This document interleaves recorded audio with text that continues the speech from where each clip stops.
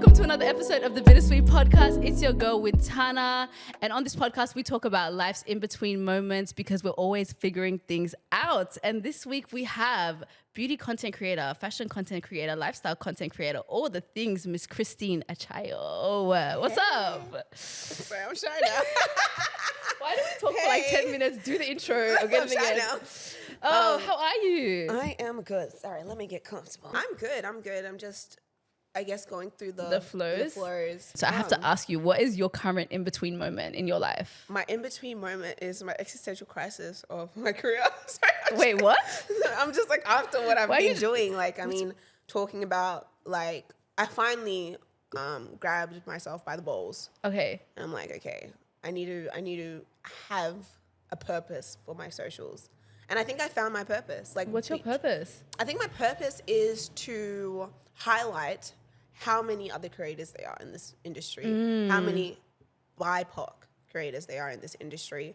So before, it's I think there was a scarcity mindset where I was like, oh, if I do such and such, or if I speak too much about political things or all these things or diversity, I'm going to essentially just make a ruin for myself in my career. And I just didn't want to dig myself that hole. Yeah. But that was just something that was just in my mind that I guess I lived in that fear that people continuously shared.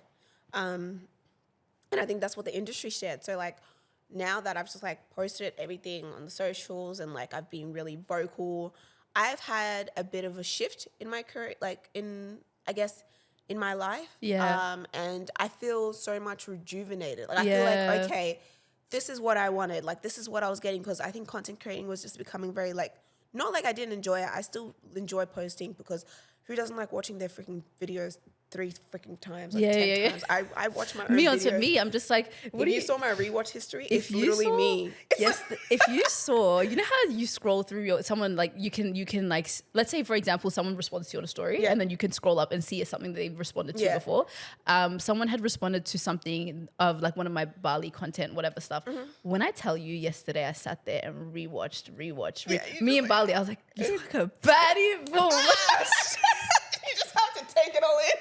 You're just how did I was like, that? wait, what? And then I'm looking, girl, again. Replay. Hey, down, yeah, no, I hear it. Singing the song, yep. Yeah, you picked a good song too, you know? You're like, damn, I know how to do this. Ain't nobody coming for my bag. I'm coming for your man. I'm coming for your man, literally. So that's I think that's where it's I've had a refresh button, and it's been a reset button. Yeah, and it's been really, really good. Give me a rundown of what you do as well. Okay, so obviously I've been doing this for 4 years. Yeah. But I started socials literally being me. I'll be honest, I've always thought I was just that girl. Yeah. I was my biggest fan.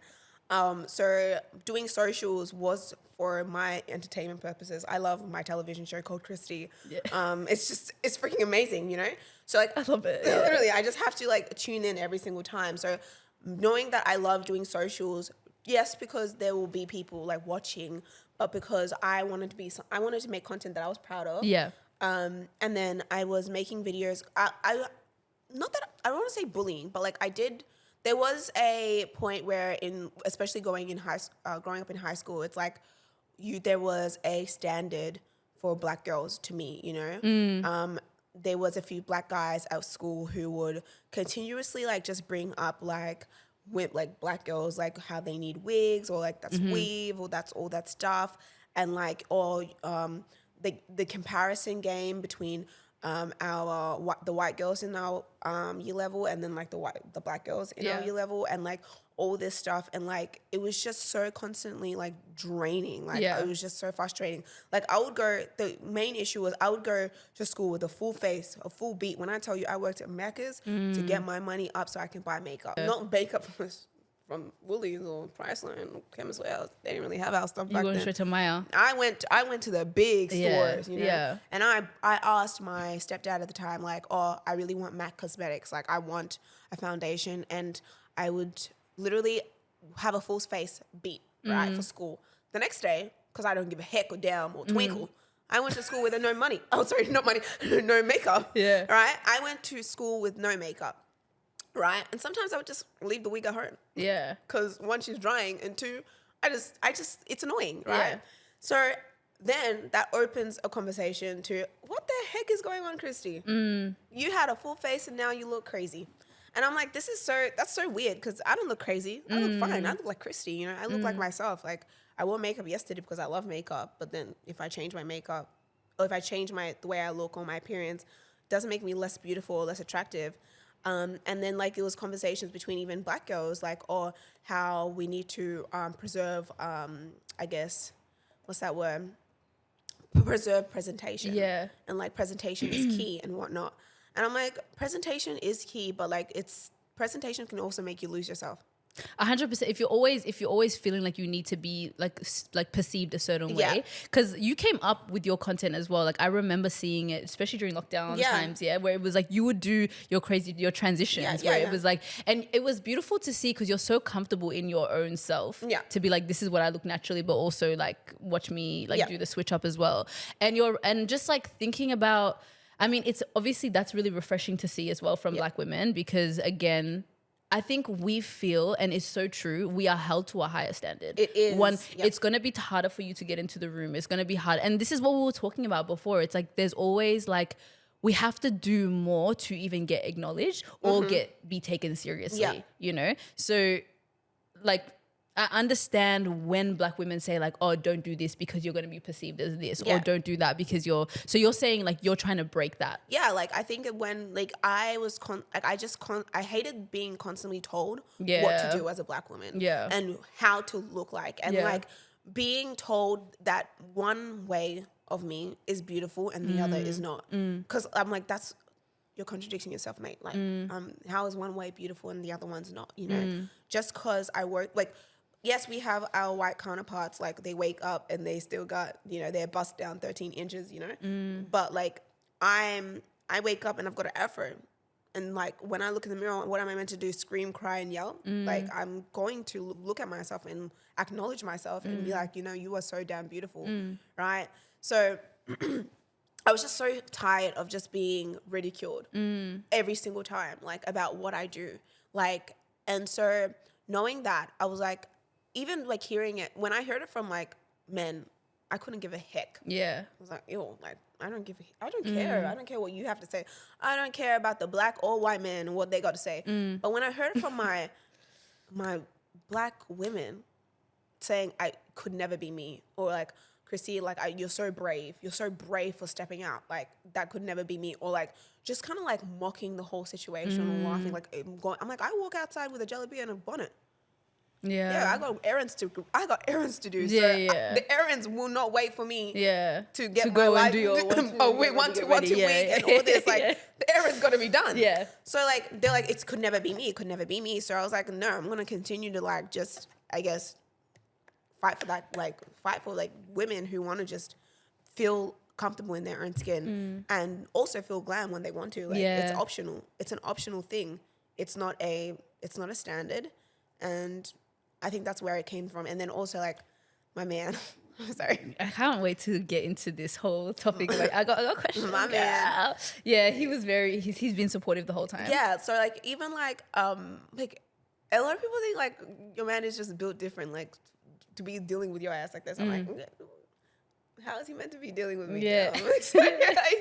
How long have you been together? 6 years. 6 years. Okay. Are you from Melbourne?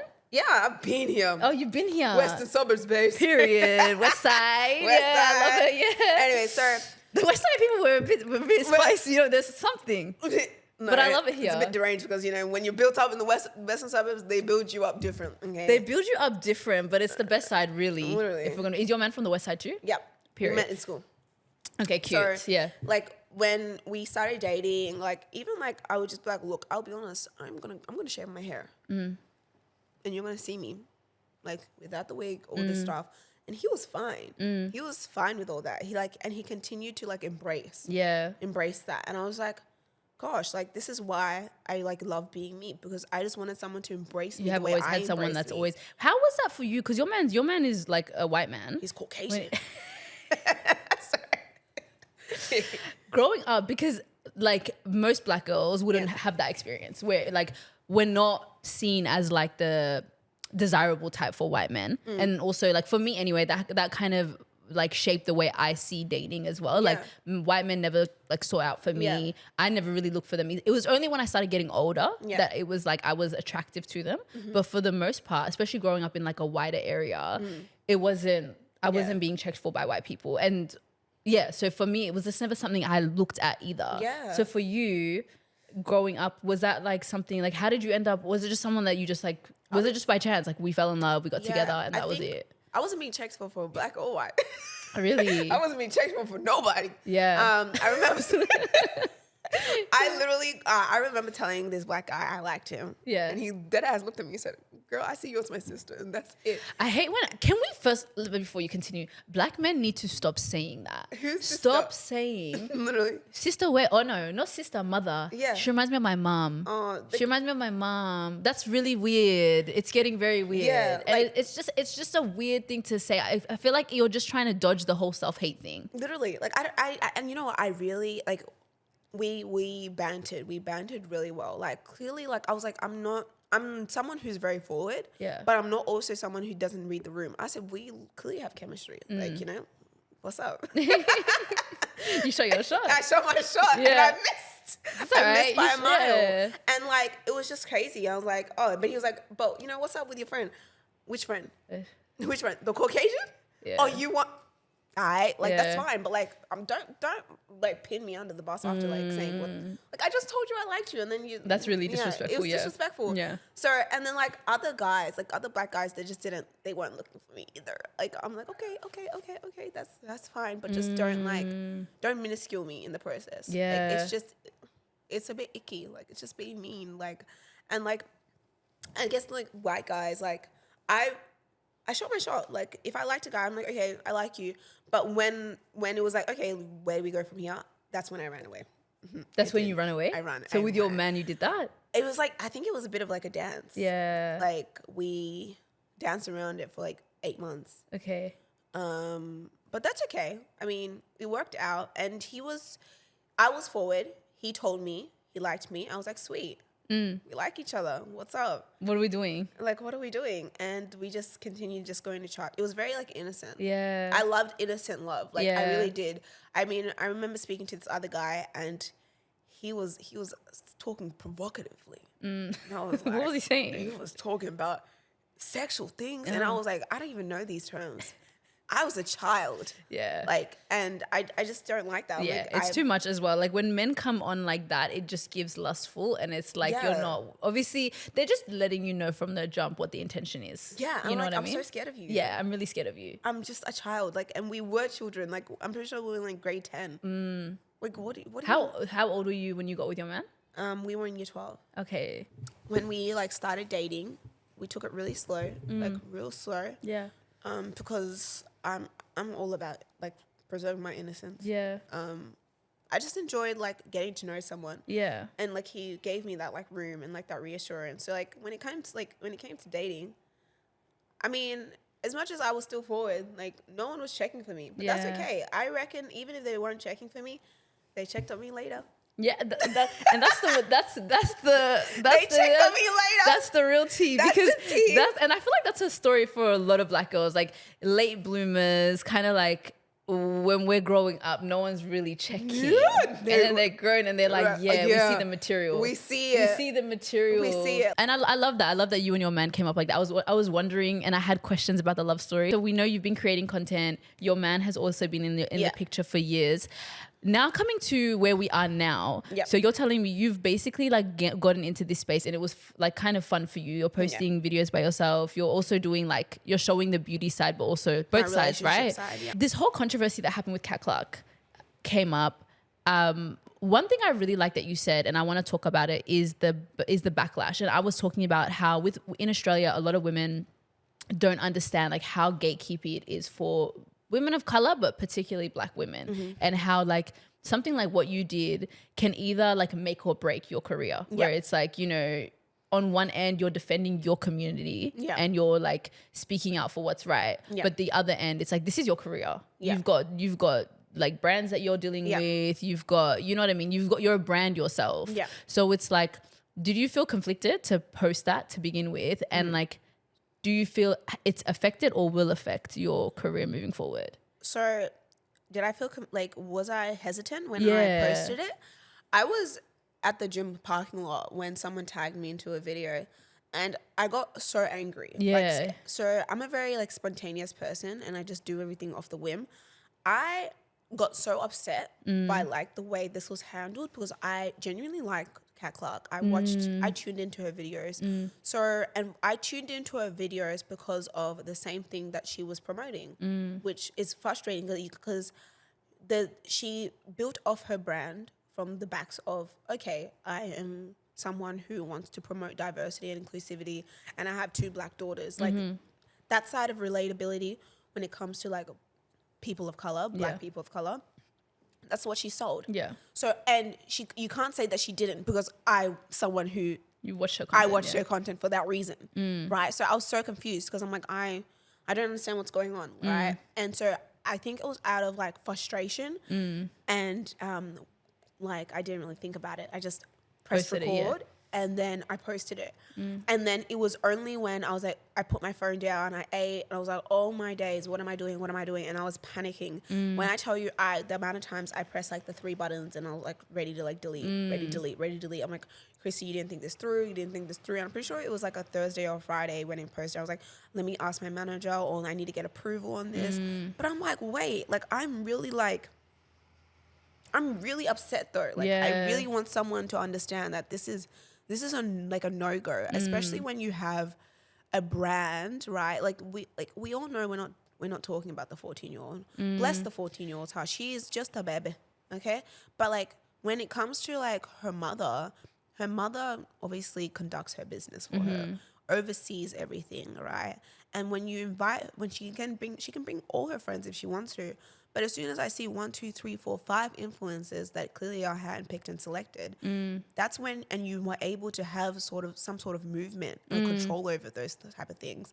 That's when I'm like, okay, why don't you just raise your hand and say, hey, I just want to make a few more adjustments here so it actually reflects my brand. Yeah. I don't know how that didn't work, like. Girl, I feel that part, I feel like everybody that was watching your content or any sort of anything that was like against what they did they weren't listening to what we were saying at all. And it was really bothering me because you just saying, it's not about Deja. Let's be so real, guys. It's not about this 14-year-old girl. Yeah, she's just a baby. She's a baby. She's a baby who has a whole team of people who've got their whole, like they've got everything in the mix. They're controlling what's happening, what's going on. That one side of it is that it's annoying that you didn't have diversity reflected at the event. Yeah. The main thing that pissed me off was you trying to do damage control and say that there's, by the way, this is the stat of how many Black people are here. Yeah. And I'm so sorry because people are in, there were other ethnicities in my DMs that were from like, you know, the Maori community or from like the other like people of color community saying you don't hear us complaining about it, you don't hear this, and I'm like, but did she say that there's 1 point of your community or 1 point? No, she's specifically targeting the Black community, saying that there's only 1.3. I just think people need to understand that's the damage that she's doing. Like you already don't see enough diversity in these spaces. That's what pissed me off the most. Like you can't we can hold a mirror to the white spaces in Australia, but they don't give a damn or heck about us. They don't even talk about us, right? They don't support us, so it's hard to talk to someone who doesn't care. Yeah. Right. But someone who claims to care, it's easy to talk to them. That's when you can really I guess give feedback where it's true. Because it's the same analogy goes to it's easy to talk to someone who is a believer in Christ, right? Than someone who isn't, right? Because you can they're easily more receptive. Yeah. So wrong analogy, but the thing is the same. Yeah, I understand the same analogy goes. Someone who has their brand built on the backs of or built by what is it called? Claiming diversity and inclusivity and being a person of color using that as their story, right? Their values that they continually just put in the fine print, then you're just like, okay, I can definitely talk to you about this, right? And I think constructive criticism was what was given. The thing is, there was two parts of the video that she made. The first video, right, where she was talking about Deja's event, right, cool. And then people first reeled into that and said, hey, we're so confused. Why is there no like black people of color there? That's where the messages were coming from. People weren't even like coming in hot just then. It was just a lot of question marks. Then when those question marks are coming in and they're flooding in, right, the damage control video or the response video was the one that really like broke the camel's back for the black community, because you could have just said, hey, look, my bad. It could have ended at that. Like, my bad. I really wasn't thinking, and I'm so sorry. Yeah. Like, I'm so sorry, because I know how much this would have mean to you guys, and how much it would have mean to me as well. I just missed. I missed. All she had to do was take accountability and not even do it too much. My bad, you know? Right? You know what? Or she could have just shut up. Or she could have just said, like, yeah, look, this is Deja's friends. Like, boom, and then closed it at that. Like, you know? Just like, she could have just shut up and kept it ghost, because right now she's keeping it ghost right now. She's playing ghost right now. So I'm sure like you could have done that for after the first video, you know? But when you handle your response video in that way, obviously now people are fuming because you're taking the piss. You're taking the piss at us, right? And a lot of people like, do I see this? Like, when you mentioned, like, do I see this breaking, like, being the be all and end all for my career? Might be. And then do you see, because like now you're saying like this is kind of giving you also a little bit of like purpose to where you're trying to go, right? Yeah. So like I do, like, that's why I was so scared. I was genuinely so scared to make this video, because I was like, Christy, this is your full-time job. I'll be honest, guys, it is my full-time job, and I'm so blessed. I'm so lucky that it is my full-time job, and I'm seeing like consistent income from it, right? And I've got a wedding, so we need to save, right? We need to save. So, and but it's also a destination. Yeah. Like, I know I had to like be able to like keep our house afloat. Massimo's got us, but he can't just keep us, right, with such a big expense coming up, right? So I was so scared, but do you know what? Like, I would rather go down for standing up for my community than go down for just like, what is it called? Falling out and be like, like dying down or whatever. Or like, you know, she was a one-hit wonder period. Like, I would rather go down for like standing up for my community. And if standing up for my community has a ripple effect 3 years down the track, and there's so many black people at events and black girls are getting their bag because I went down, well, I'm not trying to be a martyr, but like, it's not even the same. But I'm just saying, look, I guess at least you spoke out when you, that helped. 100%. And it's like a lot of us, like, it's like we are at a time where it's kind of like, where like the black people coming up now, it's more trailblazers. We're the ones setting the tone for what it's going to be in 5-10 years now. So I feel like it also kind of gives you a sense of like, okay, when I don't know, I don't think it could go. I think it has to go. I think what you did is not going to be the downfall of your career at all. If anything, I feel like, babe, this is gonna be like the next. It kind of makes more women like feel like they can rely on you, or at least like be inspired by you. You know what I mean? And it's like that only just raises your profile more, to be honest. But it's just like, it sucks that we have you feel like you're either one or the other. Yeah. And I think it speaks to the next point. I think like the influencer community right now that are black, I think we have not touched on this at all, because the other time that a conversation about the like diversity and lack of inclusivity in social media spaces was ever mentioned was the Fenty Beauty event. Yeah. But prior to that, it's like nobody wanted to do that. People were hush hush with good reason. It's fine. Like I was hush hush because the scarcity mindset. Like if I speak up, I'm not gonna have a seat at the table. So like, why would I do that? You know?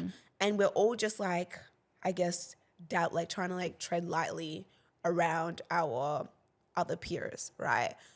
around the table, like, oh, we're trying to dance around it, like, okay, we do need to bring it up, but how, because we don't want to obviously frighten them or scare them away or think that we're too political or just loud and all this stuff. Which they already think. It's already, not even, like, they're just waiting for you to be like, that's the one. That's Prove the them one. right. Yeah. So like and then I think the other thing was like, there was like a moment where people enjoyed, even me maybe enjoyed being the token.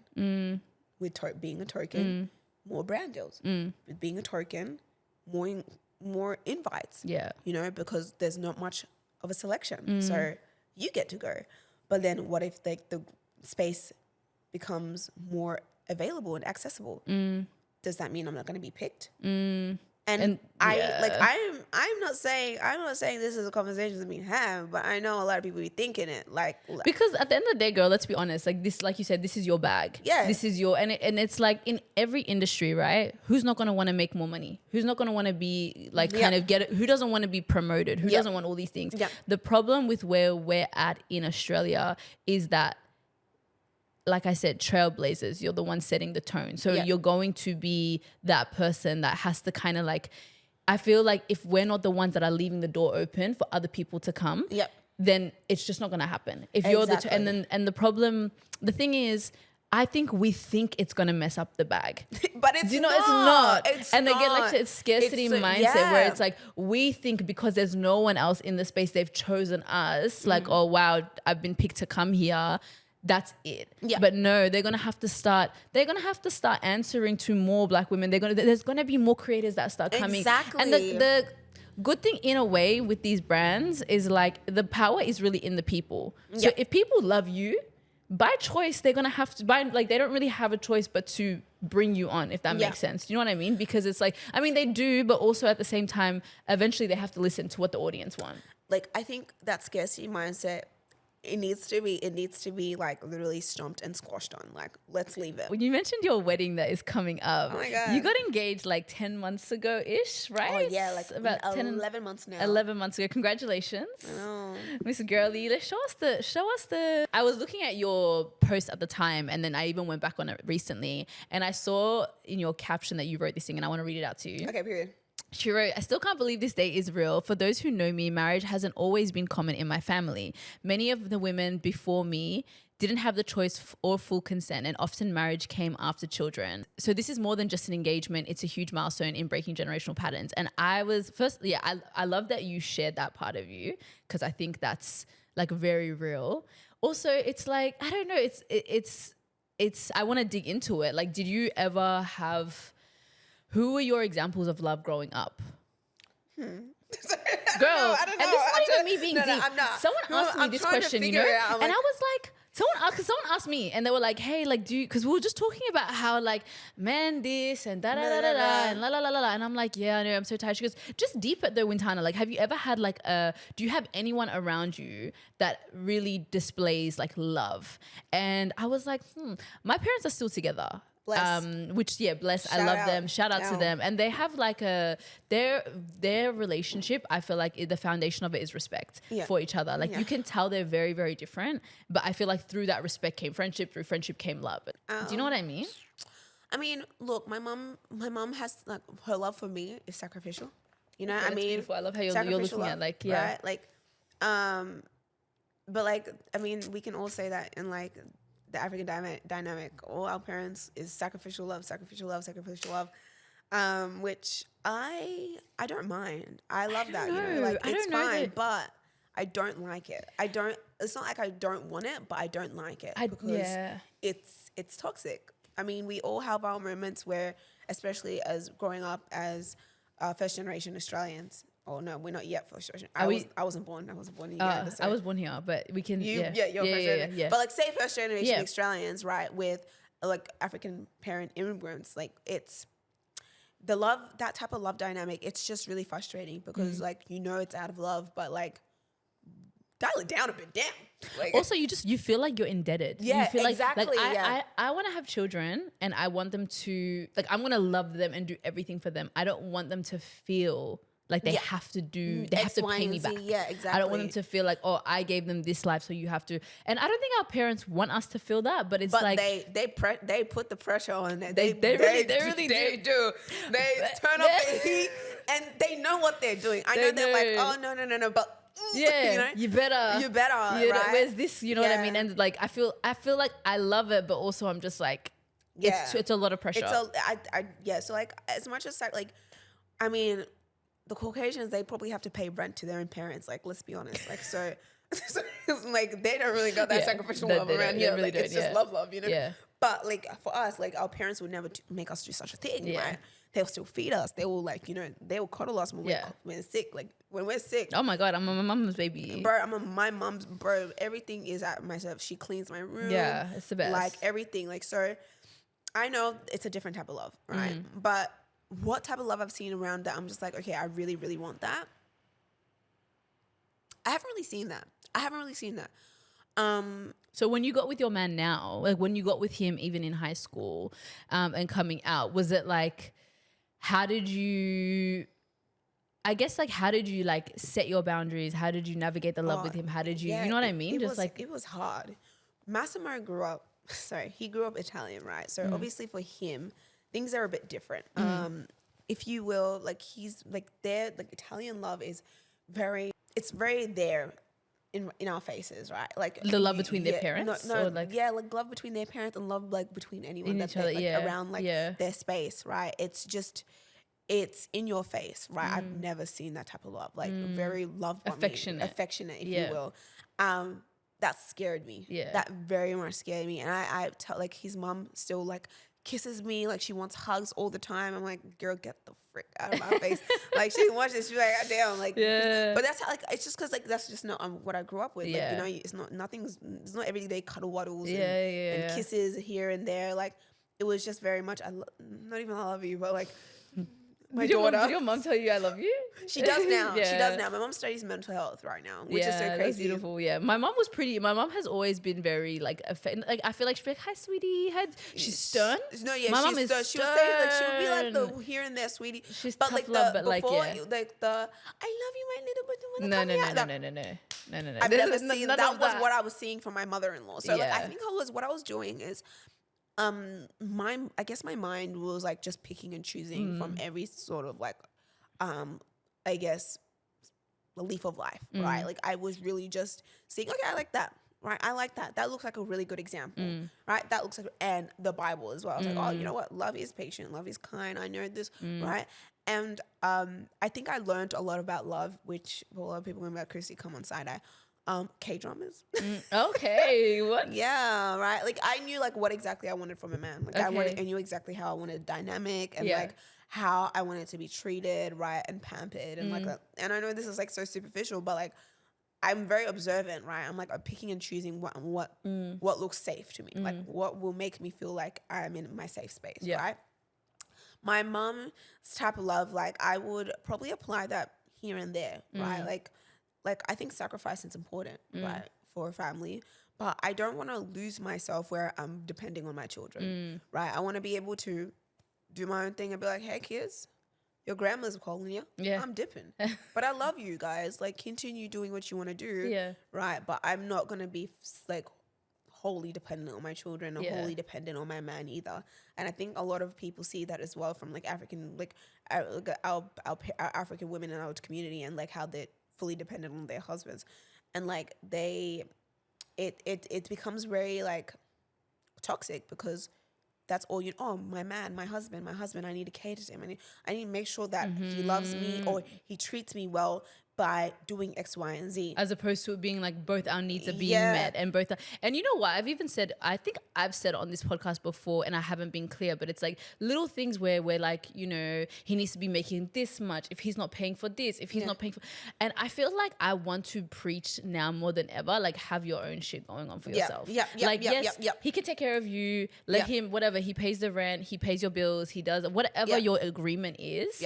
cool. But if you don't have your own thing going for yourself, I just think it's a very dangerous position to be in as a woman, because the stories I hear, like the way people switch up, and that's not what we want, obviously. That's like you want to make sure you know your man, but you need to make sure you're good. You need to make sure you've got your finances in order. You've got whatever it is, an education, job, whatever, so you don't feel like you have to rely on this person who could tomorrow switch up on you, or something could change in their life. Or, do you know what I mean? And then you're stuck. Exactly. And you're stuck, and I'm like, why? That is something that we should continuously preach. Like, it gives you power as a woman as well. I love my man, but if he acts up tomorrow, I'm dipping. I really am dipping. Like I think like the thing is like I think people forget that you need to do a review. You need to do a review annually or even biannually on your relationship. Do a freaking review. How do you do that? I sit the man down. Really? I said, sit. Okay, we need to talk about it. We do a review usually when it comes to our anniversary. Like we would either do it at the restaurant, right? But if we know it's gonna get heated, we take it home. We take it home. Why would it get heated? Because like I have my points, and my like points there's things brewing already that you're like I need to talk about this. I just need to know where your head's at. Like I need to know like where both align. Because sometimes like life gets really busy. Like the thing is, even with my relationship, I don't see Massimo that often. Like throughout the day, like he goes to work. He works 10 hours, right? And he comes home. I see him around 6 p.m. We eat together. He's in bed at 8:30. 2 hours, right? Okay. Wakes up, kisses me in the morning. He's out the door. Okay. Right. So the conversations. Then there's Saturdays and Sundays. But Saturdays and Sundays, he's usually at his game, right? Or he has something going on. I've got things going on because, to be honest, guys, I'm not gonna wait for a man to say, okay, this is my day designated for man. Like, I'm gonna hang out with my girls. If I want to do that, you know, if I got things going on, I got things going on. But we will meet each other sometimes where we're at. But then like it's like, oh, there's so much to talk about. Yeah. So like usually when we have like either date nights, we would have those conversations. But it's usually like we leave it for like annually, like our annual conversation where we're really at, right? And like you just gotta hit, like you just have to hit the harder conversations right then and there. Sometimes I would write it up and be like, okay, we need to make sure we hit all these points. But it's like that's really good though that you guys can sit down and actually be like, okay, like this is what because I feel like a lot of people don't do that, and then you end up like kind of, some people don't even notice. It's because it's like this is someone you're spending every day with, and it's like just minor changes. You're so far gone that you're like, I don't even know where the problem started. Yeah. If he loves you, he will stick around. Yeah, he will stick around. Was there? Yeah. Well, go on. I was gonna ask you, was there something like a key moment where you were like, I'm gonna marry, like this is, I know I'm gonna marry this man. Yeah, I mean, we guys, like, I know it's all like butterflies and rainbows online, but like we've had some really bad times as well. I remember. Oh, shites. That's okay. It's just gonna whatever. I seems. Yeah. But like I remember there was like obviously we've had a few breakups, guys. Like, let's be so real. Like Massimo never break up with me though. Okay. I'll tell you guys this, right? She said I was always the one. He's never ever said I'm gonna leave your ass. Okay. He's never done that, but I have. Yeah. Right. I'll be honest. Okay. I'm not a saint here, but when I have, it's because I'm like, you either gonna meet me where I need you to meet me, or dip. Yeah. Like, go, bro, the door is open, right? Yeah. But the man's not going to leave because he knows if I'm going to leave, the world's scary without Christy, right? So, like, so you said he needs me in this life. Me, right? Yeah. And that's what I'm saying. If the man wants you, if he needs you, he will stay. Yeah. And he will pattern up. I saw the cutest video of this man today talking about his wife, and he's like, I don't know what it is, guys. Like, I genuinely love my wife. Like, she's like, when she comes into the room when I'm working, I can't speak. I'm on work calls, I can't speak. When he's like, when she's there, I just want to smell her. Like, and I'm like, this is the type of love. Like, what is this? Exactly. Like, and I think like I do like sometimes play down my relationship. I'm like, oh god, but like Massimo loves me, and I live in that reassurance all the time. That's why if I'm out till the crack of dawn or doing anything, right, it's because I know that man is waiting for me, right? Like he is just waiting for me for my return, right? And so then I can give him all the time of day, right? So I can tell him all about my day, and he gets excited about hearing my day. And I think that's like these like so when we had those like moments where I'm like, you need to pattern up because I really see potential in you, but like you are pissing me off. Yeah. Right. And that's the next thing is I'm a dip. Yeah. And like those were hard for us, and it was hard for him mostly. But he was like, no, I'm a change my ways. His mom called me out because apparently I'm changing her son too much. People called him what was that word when a simp so many times. He's been called a simp left, right, and center till this day, right? And like even his brothers called him out for like not having a freaking leg to stand on with me. Why do people feel that though? Like what's the reason you think? Because I just don't, I'm very much like my way or the highway. And I know like there's some things I am very lenient towards, but like I'm not moving, like I'm not budging for BS. Like Massimo has like, even we speak about this publicly, but like his family dynamic, like there's not really much of a strong father figure, right? There's not really a strong male presence in their lives. So whether it is his relatives, right, the male relatives that are around, when I look at them, I don't really see someone to like rely on and be like, hey, you know what? You should be. No, I don't want Massimo to have an inch of you guys actually. So if you guys are saying X, Y, and Z about my man, well, I'm so glad that he ain't you guys. And that's just like, and that's what I would say at the dinner table at the Italian house, man. It was. Does he feel the same way about like, are there things that he asks you to like he has boundaries and he's just very strict on that too with you? Yeah, like obviously like he would like, okay, like the one thing is the non-negotiable, which I'm like, please. The non-negotiable for Massimo is just loyalty and honesty. Yeah, obviously. And so like no cheating. Yeah, no cheating, And that was his non-negotiable. And honesty, right? And I'm quite honest. Yeah. And I am loyal. I stick around. Yeah. Right? But when I'm not sticking around, it's because I'm looking at other aspects, like we were talking about finances and all this stuff, and like future-wise, career-wise, and that's where we were at. Like, and it's like, I need you to move in this direction. I want you to, like, I've seen in my life my stepfather not be a male leader, right? My mum was working day and night after giving birth, so I'm just like, I don't want that. And I've told my partner that, like, I do not want that. Like, I'm someone who can get my own shit together as well. Like, I can get my own money, but in a what is that called? In a relationship, right? I'm not trying to be the breadwinner. Yeah. I don't want to be that. And that's where it's at. Like, maybe like your other family members are comfortable with such, right? But I am not comfortable with such. And that's where I'm not going to shift at all, right? And I still have expectations. And if you've seen other family members not take their partners out on dates quite often, or do all this X, Y, and Z, or not spoil them rotten, I'm not expected to be spoiled rotten, but I'm expected to be loved and adored, right? Yeah. I expect that from you, right? It doesn't matter what you see, how you grew up, how people view us, right? But we are not them, right? This is our relationship. And I think with outside noise becomes headache. Yeah. And so we're quite contained. Like, it's like our way or highway. That's just all. It's my way or the highway, but it's good.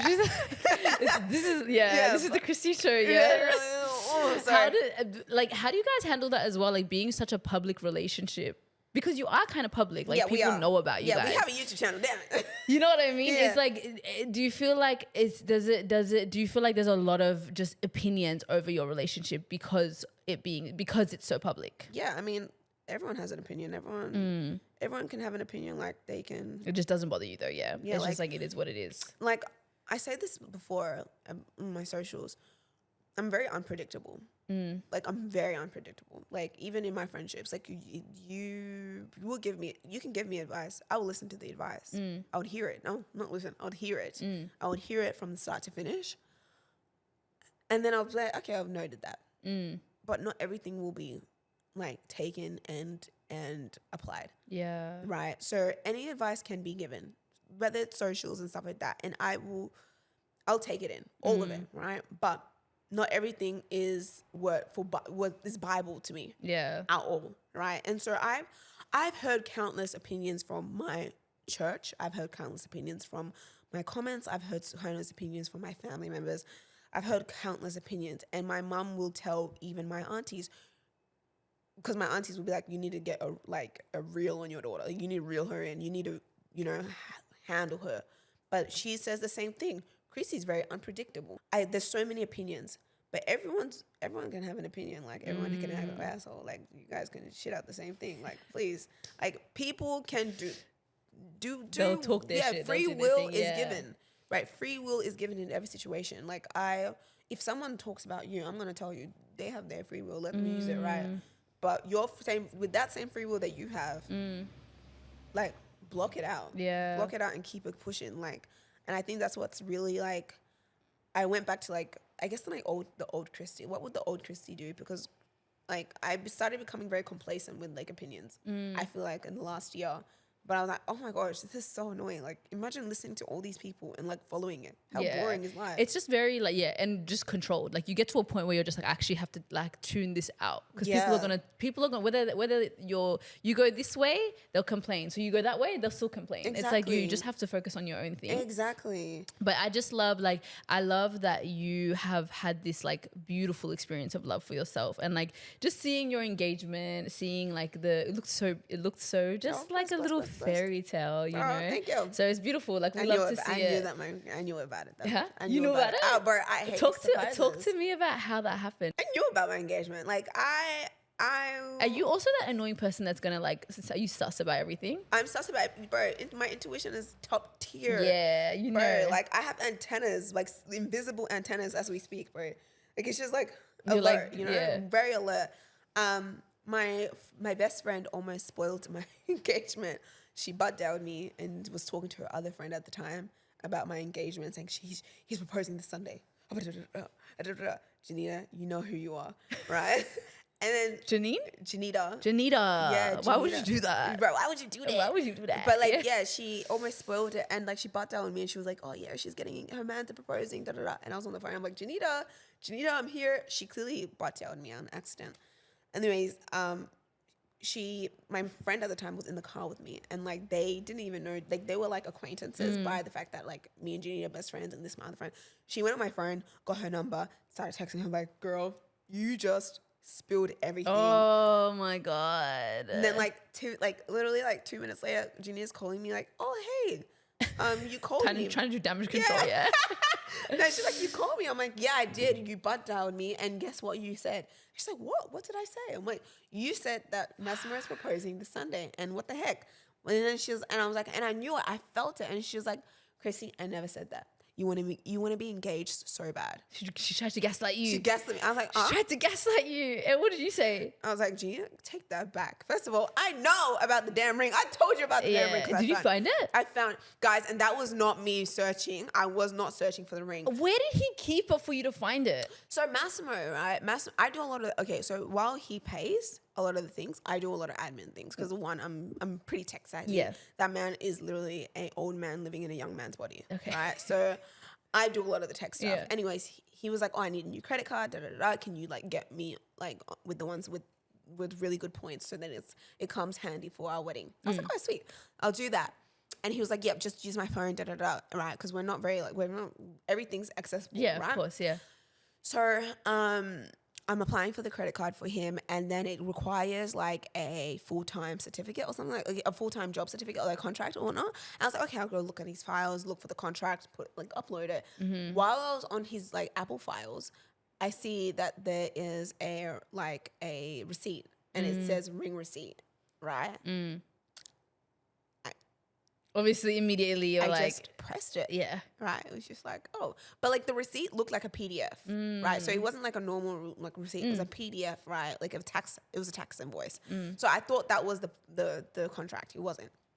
Anyways, I go on it, and then that's where, and I saw the carrots, I saw everything, and I was like, Oh my God. Yep. That would have been, because I love. Do you like surprises? I don't like, I like to know. Yeah, like, me right. The thing is, I'm a digger. Like, I want to know. I want to also be surprised. Yeah. Like, I would love to just not know. Like, what do you mean? I'm getting proposed to, like, I love that because, wait, what? You got me, you know? And he was sleeping. What could I do? I was like, oh my God, wait. I don't know what I've done. I don't know how I'd keep it closed. I don't even know how I would like. I didn't. You told him? No, I straight away called Janita. I said, girl. And Janita was at the club. She was like, what? And this girl was clearly drunk. I was like, telling her, I'm like, girl, guess what? We're getting engaged. I'm going to be wife. And she was like, what the heck? And she's telling everybody in the club, guys, he has a ring. Oh my God. I would, my close circle would know. Yeah, but definitely. then also it's just like, but I just hope he's, whoever my man is, like if you're listening to this, I just hope you're smart enough to really read the room. Just hide because I'm gonna look. Literally, I'm gonna be do your little 1-2 searches and be sneaky about it. Because and the thing is, like I said, but I'm also very dopey as well. Like I thought, like I catch on to things. I'm intuitive, but I'm also very like airy fairy sometimes. Where I'm just like, but like I always said this about myself. Things come to me. Yeah. Information comes to me. God knows. God is my witness. Information just comes to me. Why would God want you that to be a surprise though? Bro, because one, I think I was praying for it. Honestly, I didn't know what to do, but that's how I found out about my engagement, and that's how it's going. But like, and I really love that. And now, when are we expecting the wedding? The 11th of the 11th. This year? No, next year. Girl, I was like, what? No, but this is going to be televised. This is going to be a production. Oh, period. A production. Are you going to do it outside of Australia? Yeah, so it's a destination wedding. We love that. I can't wait. I can't wait. Wedding. Have you just decided on the destination? Yeah, everything's locked and loaded. I have a wedding planner. Yeah, so the destination's a secret, but everything else, and my wedding dress, because I am planning to get it costumed.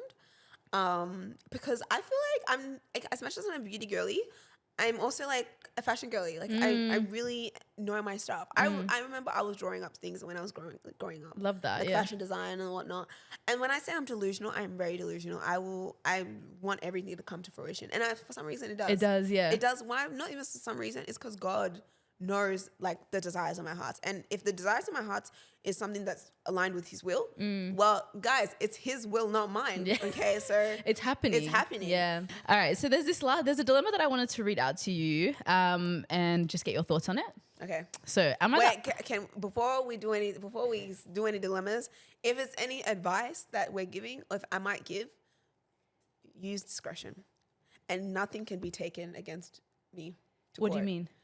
Any advice I give, it always ends up turning bad. Oh, okay. You have to do a little. Okay, I was like, I just clocked what she said. No, okay. Use some discretion because I've broken up people by my own advice. I'm like, why did you use it? Like, why didn't you think and apply it to your situation? The common sense is you don't follow Chris's advice to the fullest. Damn. But it's one of those things where you're like, like, you know how people say, like, if you want to. Yeah, if you want to, but really, you shouldn't. Am I the asshole for not posting my boyfriend that much on my social media? My boyfriend, 27, argued with me, female 28, about how I barely post him. This is not the first time we've spoken about this topic, but it seems to keep coming up whenever I talk about posting on Instagram. For context, I have a little over 2,000 followers, and I mostly post where I travel, random aesthetically pleasing photos of myself, all in tasteful fashion. I want to say I post 3 to 4 times out of the year. Sorry, 3 to 4 months out of the year. And I mostly post stories like 1 to 3 times a week. So in my opinion, not often. For stories, it's just me at the gym, eating. Sometimes I'm doing things with my friends. Again, selfie every now and then. My boyfriend and I have been dating for about 1 year and 3 months. I posted him on my story for National Boyfriend Day. Okay. Yeah, in October for his birthday, for our anniversary, and for Valentine's Day. He did have to ask me to post him in October for our anniversary and for Valentine's Day though. Even though at first I said I didn't want to, even though at first he said I didn't have to, I did it anyway. I do have one picture of him on my Instagram along with other pics of where we went to vacation together, but I don't have him tagged. He said he feels a bit insecure about the random guys I follow, but I honestly don't talk to them or pay them any mind. I like my privacy, which is why I don't post about my life and my relationships. I'd post stories with him here and there. Is he in the right to feel like I don't want to show him off, or am I the asshole? You're not the asshole. Like, why would you be an asshole for doing that? Like, you're not freaking a relationship account. Like, I don't think it's so necessary to do that. Like, I think there is like, okay, when you're dating for that long, post him, which he has, right? But there is no prerequisite where you have to post him frequently. Like, he does not. Is he your social media manager? Like, is this a relationship? Is this a couple's podcast? Literally. Is it a couple's account? Instagram account? Like, that's what Honestly, I'm saying. Like, is it a social? Like, the girl is not she clearly isn't like an influencer or anything like that. She just does things for, the shits and gigs. Like, let a girl live. Like, and I think it's very telling that he's like, he feels insecure about like the people, the men you follow. Yeah.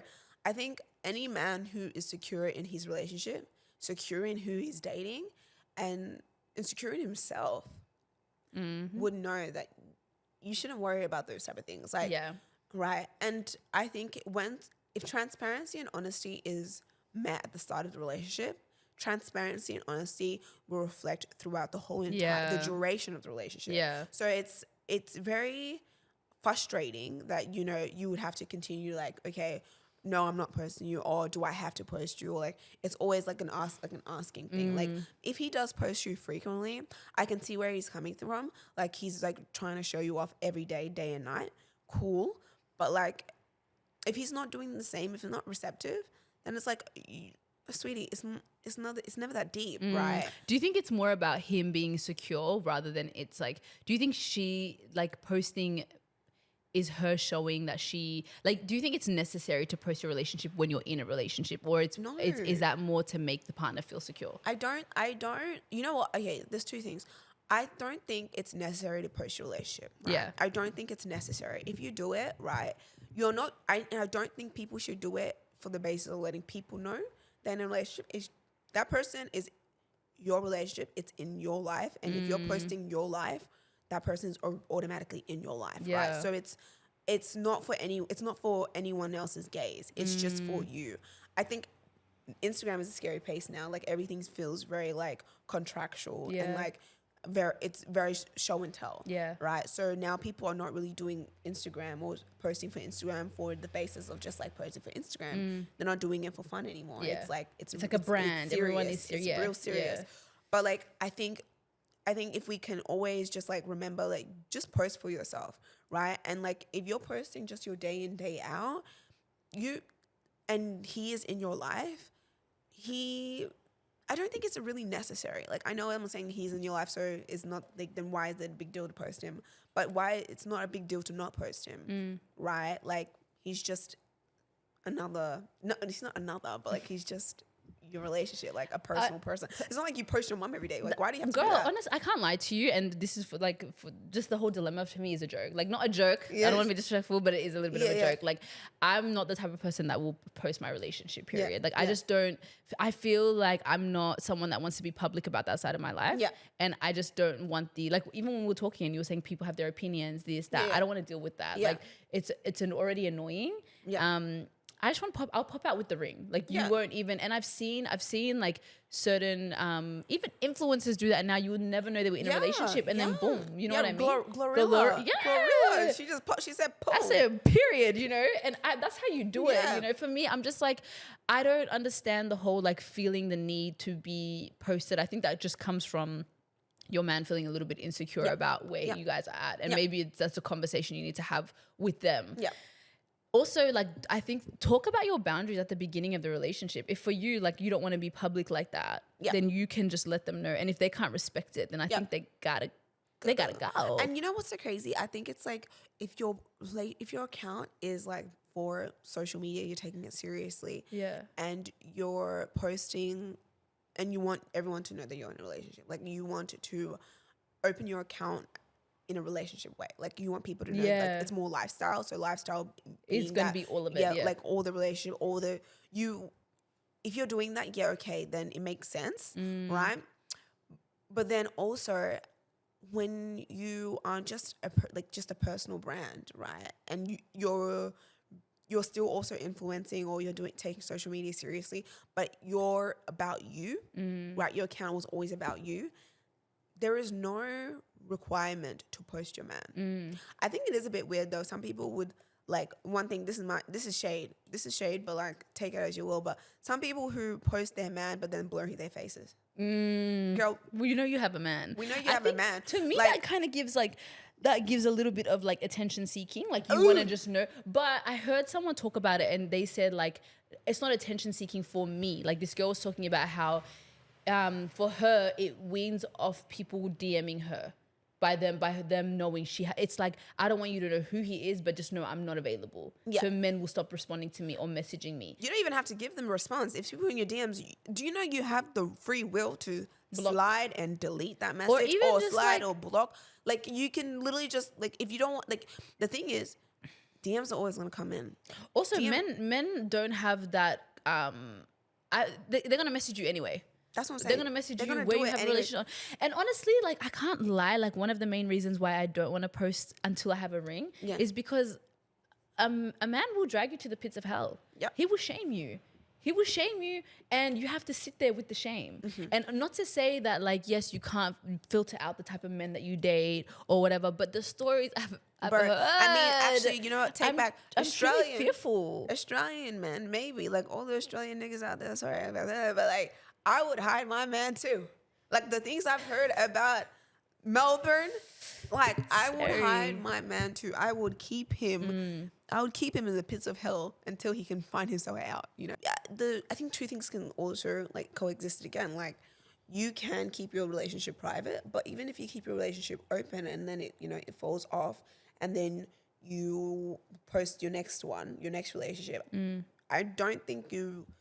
Don't beat yourself up for the scrutiny either. You're right. I don't think it matters. It's more, that comes down to personal preference and how it is. But I feel like there's that, and then there's also, like, breaking up with them and then feeling like you owe the public kind of like an explanation, because it comes with all of that. But you're right. If you are a public person and you enjoy sharing your stuff, then that's on you if too. If you're an oversharer, overshare, my sis. And you know what? And if you do, I don't think that being an oversharer doesn't mean you are on the panel for scrutiny. Yeah. You are not. Just protect your peace in the process of doing it as well. It's harder. It's definitely harder to protect your peace when you're an oversharer. But if you are, like, remember, at the end of the day, like, nobody now has the right or entitlement to tell you how to run about your business or laugh at you and mock you. Like, you can still, like, filter in. Like, it's harder to do it, but you can still filter in. It's because, there is outside noise, but you just have to really have really good senses and just, like, dial it in. Because I think even me as an oversharer and, like, being online, like, would I post my next relationship, which would never happen, but hypothetically, would I? Probably. But the thing is, like, my life is trial and error. And I think it all stems from being an older sister. I've always been a trial and error person. I've always been a trailblazer, if you will, to make the mistakes, and then someone watches it, scrutinizes it, but then they're like, okay, I know what to do next time. You can follow my steps or you can not follow my steps, but I've helped you along the way, So you can just go as you will, and life is about making mistakes. And I think this industry or this generation is like, oh, you just need to get it right from the jump. When you don't. You don't. But also, just back to this dilemma, I think, like, do what makes you feel comfortable at the end of the day. If you don't want to post him, tell him to go kick rocks. Like, literally, go kick the hardest rock you can find, because that's really annoying. At the end of the day, you're like, this is not what you want. Literally. I think you just need to set boundaries with that person. 100%. Like, if he can't get with it, then I just don't think you guys are the right. I just don't think it's the right match, or you need to have a serious conversation. Yeah, I think a lot of people also, like, you know, it's hard. They're like, okay, this is done and dusted. You're pissing me off now, dip. I think you just, like, if you're able to just set it in stone, like you just need to be firm. Like, you need to be firm, not giggle, because some people just love to, like, when it comes to arguments, my husband knows how to make me giggle, so then I'm not serious anymore. But it's like, no, I'm so serious about this. You need to, like, dial it down. Like, if I tell you I love you, I love you. Take my word for it. If you don't want to take my word for it, find the next girl that you can believe a little bit more. Because you can't, especially when it comes to the smaller things. I think there's ways that you can like make each other feel secure, but also, like, there has to be a level of trust as well. You shouldn't be arguing about these type of things. No, about come on now. Instagram post. No, especially it's been done. Like, I think that's just the hard part to understand. Like, it's been done. Like, you've been on the post. And like, you're there on the Instagram. There's a photo of you there. Yeah, it's there. You might be in maybe, like, the third carousel post, but, like, it's there. You know, like, if people want to do their findings, if people wanted to dig, they'd be like, they would find it. Yeah, they would dig. People can dig someone's hand from a picture. 100%. I'm just there with like, Yeah, it's actually funny. Kristine, I feel like we could yap. I'm a yapper. It's so bad. It's so bad. I'm so sorry if I've dragged your time. Right? What do you mean? I love it, but at the same time, I'm like, we came to the end of the podcast. Literally, it's crazy.